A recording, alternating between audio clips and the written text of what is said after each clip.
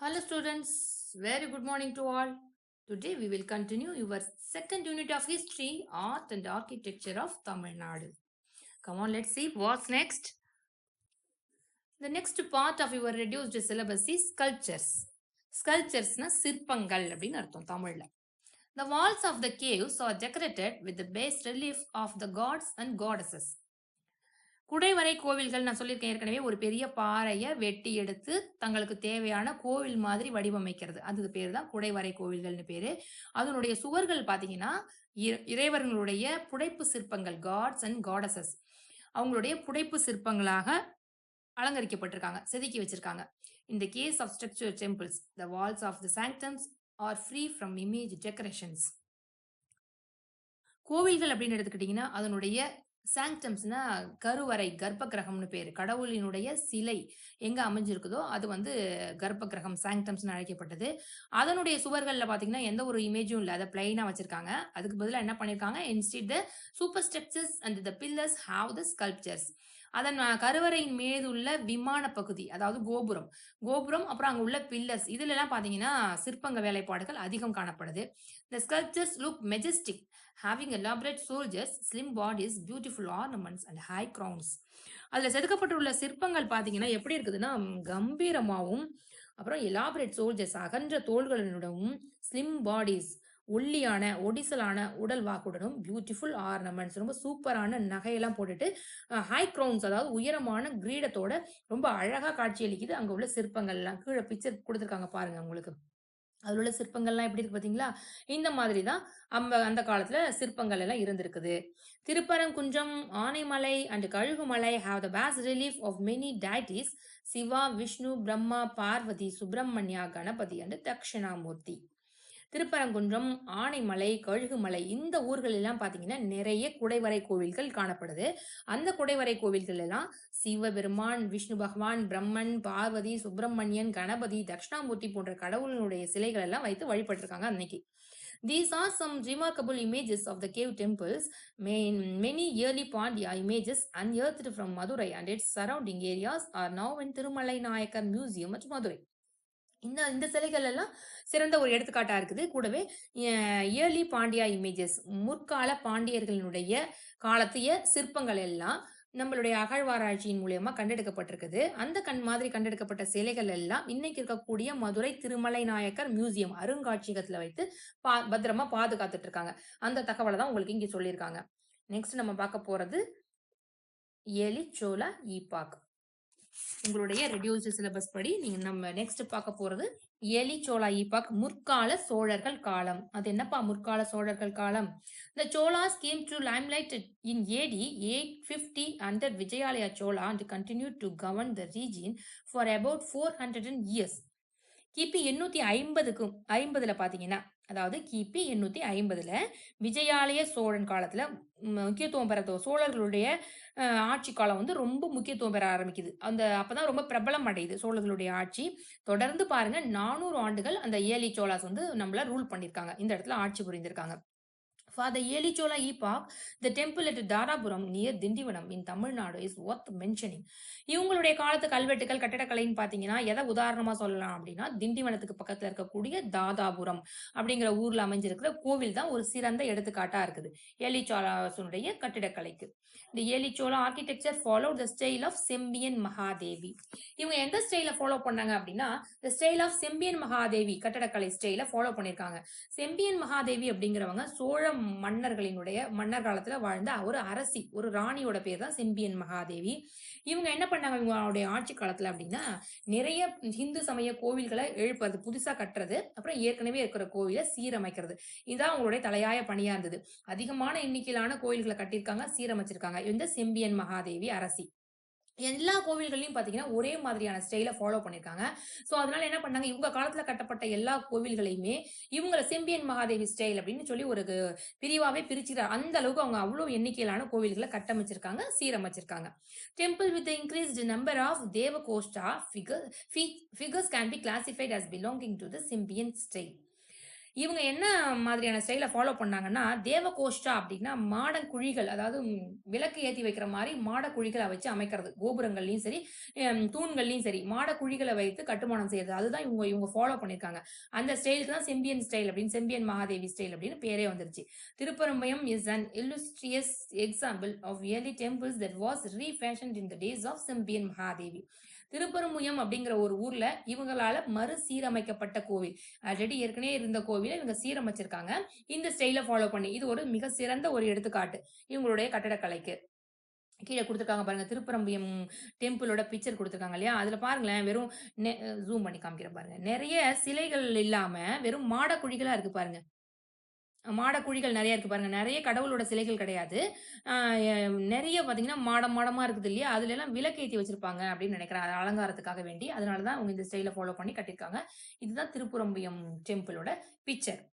Next உங்களுடைய reduced syllabus படி நம்ம பார்க்க போறது தஞ்சாவூர் பிக் டெம்பிள். தஞ்சை பெரிய கோவில். At the time, big temple of Tanjavur was constructed. It was a huge temple complex. Thanjavur பெரிய கோவில் பார்த்தீங்கன்னா, அது கட்டப்பட்ட பொழுது ஒரு பெரிய கோவில் வளாகம். ஒரு பெரிய கிரவுண்டா இருந்திருக்குது. அதுல தான் அவங்க கோவில் கட்டியிருக்காங்க. It was a huge temple complex. இந்த 215 feet Vimana is notable as it one among the tallest man-made shikaras of the world. அந்த கோவிலினுடைய கோபுரம், விமானம் அது எத்தனை அடி உயரம்னா 216 அடி உயரம். இதுதான் வந்து உலகிலேயே மனிதனால கட்டப்பட்ட மிக உயரமான சிகரம்னு சொல்றாங்களாம் அத. ஷிகராஸ் அப்படின்னு சொல்றாங்க. Due to its massive height the shikhara is called the Dakshina Meru. இது இருக்கக்கூடிய உயரத்தை வச்சு இதை எப்படி அழைக்கிறாங்கன்னா தக்ஷிண மேருன்னு அழைக்கிறாங்களாம். மேருன்னா தமிழ்ல மலைன்னு ஒரு அர்த்தம் உண்டு. தக்ஷின் அப்படின்னா தெற்கு பகுதின்னு, இந்தியாவினுடைய தெற்கு பகுதியில அமைந்துள்ள மலை. அதனால அதுதான் அர்த்தம் இந்த வார்த்தைக்கு. தக்ஷிண மேரு அப்படின்னு அந்த கோபுரத்தை அழைக்கிறாங்க. The huge bull statue measures about 16 feet long and 13 feet height and it's carved out of a single rock. இந்த கோவிலின் முன்புறம் அமைக்கப்பட்டிருக்கக்கூடிய நந்தி சிலை, புல் ஸ்டாச்சு அப்படின்னா நந்தி சிலை, அது வந்து 16 அடி நீளமும் 13 அடி உயரமும் கொண்ட ஒற்றைக்கல், ஒரே ஒரு பாறையை செதுக்கி எடுத்து அப்படியே நந்தியா சிற்பமா செதுக்கி இருக்காங்க. அதுதான் இந்த கோவிலினுடைய மிகப்பெரிய ஸ்பெஷாலிட்டி. நெக்ஸ்ட் நம்ம பார்க்க போறது உங்களுடைய ரெடியூஸ்டு சிலபஸ் படி பார்க்க போறது லேட்டர் பாண்டியாஸ், பிற்கால பாண்டியர்கள். The contribution of later Pandyas to South Indian art was significant. தென்னிந்திய கட்டிடக்கலைக்கு அப்புறம் பார்த்தீங்கன்னா, பிற்கால பகுதிகளில் யார் அதுக்கு சிறப்பானது ஒரு இடம் கொடுத்தாங்க அப்படின்னா, இந்த லேட்டர் பாண்டியாஸை சொல்லலாம். பிற்கால பாண்டியர்கள்னு சொல்லலாம். A case in point is the cave temple at Pillaiyarpatti belonging to 13th century. இதுக்கு சிறந்த எடுத்துக்காட்டு சொல்லணும் அப்படின்னா 13ஆம் நூற்றாண்டுல கட்டப்பட்ட பிள்ளையார்பட்டியில் உள்ள குடைவரை கோயிலை நம்ம சொல்லலாம். This temple is important both for its sculptures and for an inscription. இங்க இருக்கக்கூடிய கல்வெட்டுகளும் இங்க இருக்கக்கூடிய சிலைகளும் தான் இதனுடைய ஸ்பெஷாலிட்டியே. A beautiful Ganesha is carved facing the entrance. இதனுடைய முகப்புல பாத்தீங்கன்னா ஒரு கணேஷா, ஒரு பிள்ளையாருடைய சிற்பம் இருக்குது. The importance of the figure referred to Desi Vinayaka in the cave inscription. இந்த சிலையை வந்து தேசி விநாயகா அப்படின்னு அழைக்கிறாங்க. ஏன்னா there were two arms with the trunk turning to the right. இதற்கு 2 கைகள் இருக்குது இந்த விநாயகர் சிலைக்கு. அது கூட அதனுடைய தும்பிக்கை பார்த்தீங்கன்னா வலதுபுறமா திரும்பி இருக்குது. வலஞ்சுழி விநாயகர். அதனாலதான் தேசி விநாயகா அப்படின்னு பேரு இந்த விநாயகருக்கு. நெக்ஸ்ட் நம்ம பார்க்க போறது பிள்ளையார்பட்டி கொடுத்துருக்காங்க பாருங்க. பிள்ளையார்பட்டியினுடைய டெம்பிளோட பிக்சர் கொடுத்துருக்காங்க இல்லையா? அந்த விநாயகருடைய பிக்சரும் கொடுத்துருக்காங்க பாருங்க. அதனுடைய தும்பிக்கை பாருங்க, வலது பக்கமா வளைஞ்சிருக்குது பாருங்க. அதுதான் இதனுடைய அழகு. நெக்ஸ்ட் உங்களுடைய ரெடியூஸ்டு சிலபஸ் படி நம்ம பார்க்க போறது விஜயநகரா ஈபாக், விஜயநகர காலம். During the Vijayanagara epoch a new form of construction emerged. Vijayanagara அரசர்களுடைய ஆட்சி காலத்துல கட்டடக்கலைக்கு ஒரு புதிய முறையே உருவானுச்சுன்னு சொல்லலாம். இட் இஸ் த மண்டபம் to where the gods are carried every year.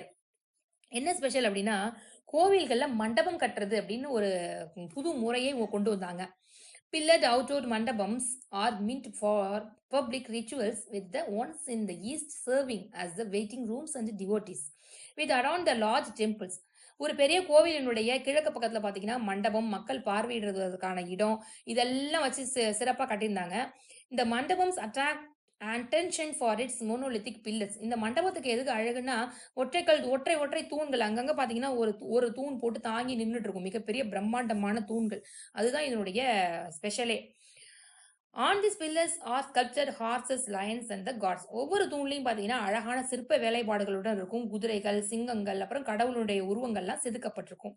இந்த கல்யாண மண்டபம் மற்றும் Kanchipuram and at Vellore are notable example. இதுக்கு ரொம்ப எக்ஸாம்பிள் நல்ல சிறந்த எடுத்துக்காட்டு சொல்லணும் அப்படின்னா, வரதராஜ பெருமாள், காஞ்சிபுரத்தில இருக்கக்கூடிய வரதராஜ பெருமாள், அப்புறம் வேலூர்ல இருக்கக்கூடிய ஜலகண்டேஸ்வரர் டெம்பிள், ஜலகண்டேஸ்வரர் கோவில். இதெல்லாம் பார்த்தீங்கன்னா, இந்த மாதிரி மண்டப அமைப்புகளுக்கு ரொம்ப சிறப்பானது ஒரு எடுத்துக்காட்டு.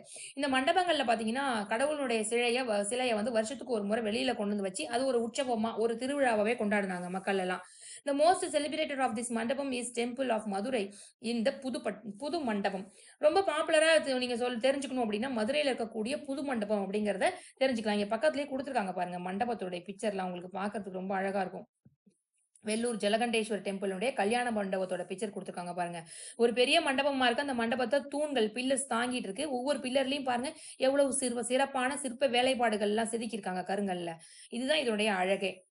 The main features of the Vijayanagar and Nayak architecture are decorated mandabas, ornamental pillars, life-size images, gopuras, prakaras, music pillars, floral works and stone windows during the 15th to 17th century. 15ஆம் நூற்றாண்டுலேருந்து 17ஆம் நூற்றாண்டு வரைக்கும் பார்த்தீங்கன்னா, இந்த விஜயநகர நாயக்கர்கள் தான் rule பண்ணாங்க. அவங்க கட்டடக்கலையினுடைய முக்கிய சிறப்பு என்ன அப்படின்னா, எதெல்லாம் அவங்க ஸ்பெஷலா அழகூட்டி கட்டுனாங்க அப்படின்னா, தூண்கள் இந்த மாரி பில்லர்ஸ்ல வந்து டெக்கரேஷன் பண்றது. அப்புறம் இயற்கை ரொம்ப அப்படியே நேச்சுரலா இருக்கும். சிலைய பார்த்தோம்னா, நேச்சுரலா ஒரு மனுஷங்க இருக்கிற மாரியே இருக்கும். அந்த மாதிரியான சிலைகள் அமைக்கிறது. அப்புறம் கோபுரங்கள் அமைக்கிறது, பிரகாரங்கள் அமைக்கிறது. தூண்கள்லயே பல விதமான தூண்கள், இசை தூண்கள். ஒவ்வொரு இடத்துலயும் தட்டுனா ஒரு ஒரு மாதிரியான சத்தம் வரும். அந்த மாதிரியான இசை தூண்கள் அமைக்கிறது. அப்புறம் மலர் அலங்கார வேலைப்பாடுகள். ஃப்ளவர்ஸ் சூப்பரா அப்படியே அழகா அலங்காரம் பண்ணி சிற்பத்துல காட்டுறது. அப்புறம் கல்லாலான சாளரங்கள். இதெல்லாம் பார்த்தீங்கன்னா, இந்த விஜயநகர பேரரசினுடைய கட்டடக்கலைக்கு மிக சிறந்த ஒரு எடுத்துக்காட்டு. இதுதான் இவங்களுடைய ஸ்பெஷாலிட்டியே, சிறப்பு தன்மையே இதுதான். Gateways to the temple are constructed from 4 direction with massive கோபுரம்ஸ். அதோட மட்டும் இவங்க என்ன பண்ணுனாங்க அப்படின்னா, ஒரு கோவில் இருக்கு அப்படின்னா, அந்த கோவிலுக்கு 4 திசைகளிலும் 4 நுழைவாயில்கள வச்சாங்க. அந்த நுழைவாயில்களுக்கு மேல பார்த்தீங்கன்னா, மிகப்பெரிய பிரம்மாண்டமான கோபுரத்தோட கூடிய நுழைவாயில்கள் வச்சு கட்டுனாங்க. இன்னைக்கு பார்க்கக்கூடிய கோவில்கள்லாம் கூட இவங்க காலத்துல கட்டப்பட்ட கோவில்கள் தான் நம்ம இன்னைக்கும் பார்த்துட்டு இருக்கோம். அப்புறம் tanks are attached to the temples. ஒவ்வொரு கோவில்லயும் குளமும் அமைக்கிறது. தெப்பக்குளம், திருக்குளம் இருக்கு இல்லையா? அதுவும் சேர்த்து அமைக்கிறதுன்னு பார்த்தீங்கன்னா, இந்த இவங்களுடைய விஜயநகர காலத்துல தோன்றின முறைகள் தான். The practice of fitting and niches with sculptures continued during the Nayak period.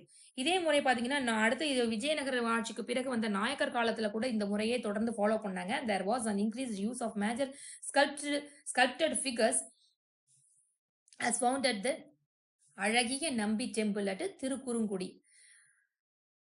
And the Gopalakrishna temple in the Ranganatha temple complex at Srirangam, the Southern Festival Mandapam and Adinanda Mandapam temple at Alvar Tirunagari, and the porch of Nellaiappa temple at Tirunelveli are other notable examples. இந்த எல்லாம் பார்த்தீங்கன்னா, எக்ஸாம்பிளுக்கு உங்களுக்கு என்னென்ன ஊர்லாம் குடுத்துருக்காங்க. இன்னைக்கு வரைக்கும் நமக்கு எதெல்லாம் சான்றா இருக்குது அப்படின்னா, என்னென்ன ஊர் அப்படின்னா, திருக்குறுங்குடி அப்படிங்கிற ஊர்ல இருக்கக்கூடிய அழகிய நம்பி கோவில், திருவரங்கத்துல இருக்கக்கூடிய ரங்கநாதர் கோவில், அதுல உள்ள கோபாலகிருஷ்ண கோவில், அந்த ஆழ்வார் திருநகர்ல இருக்கக்கூடிய ஆதிநாதர் கோவில்ல உள்ள விழா மண்டபம், திருநெல்வேலியில உள்ள நெல்லையப்பர் கோவில்ல இருக்கக்கூடிய மேற்கூரையில் அமைந்துள்ள புதுமுக மண்டபம். இதெல்லாம் பார்த்தீங்கன்னா, ஒரு மிகப்பெரிய எக்ஸாம்பிள் இவங்களுடைய சிற்ப வேலைக்கும், இவங்களுடைய கட்டடக்கலைக்கும். கீழ பிக்சர் குடுத்துருக்காங்க பாருங்க. மண்டபம் ஆஃப் ஆதிநந்தா டெம்பிள் ஆழ்வார் திருநகரியில. எவ்வளோ அழகா இருக்கு பாருங்க. எத்தனை பில்லர்ஸ், ஒவ்வொரு பில்லர்லயும் எவ்வளோ வேலைப்பாடுகள் நேர்த்தியா இருக்குது. லாங்லேருந்து பார்த்தா கூட சென்டர்ல அந்த மண்டபம் மெயின் இடத்துல என்ன நடந்துட்டு இருக்கு அப்படிங்கிறத நம்ம தெரிஞ்சுக்க முடியும். அந்த மாதிரியான அமைப்பு தான் இவங்க கட்டடக்கலைக்கு குடுத்திருந்தாங்க. இந்த விஜயநகர ஐபாக் இதோட உங்களுடைய ரெடியூஸ்டு சிலபஸ் இந்த லெசன் முடிஞ்சிருச்சு. இந்த லெசனுக்குள்ள கொஸ்டின் ஆன்சர்லாம் நான் உங்களுக்கு நெக்ஸ்ட் வீடியோல குடுக்குறேன்.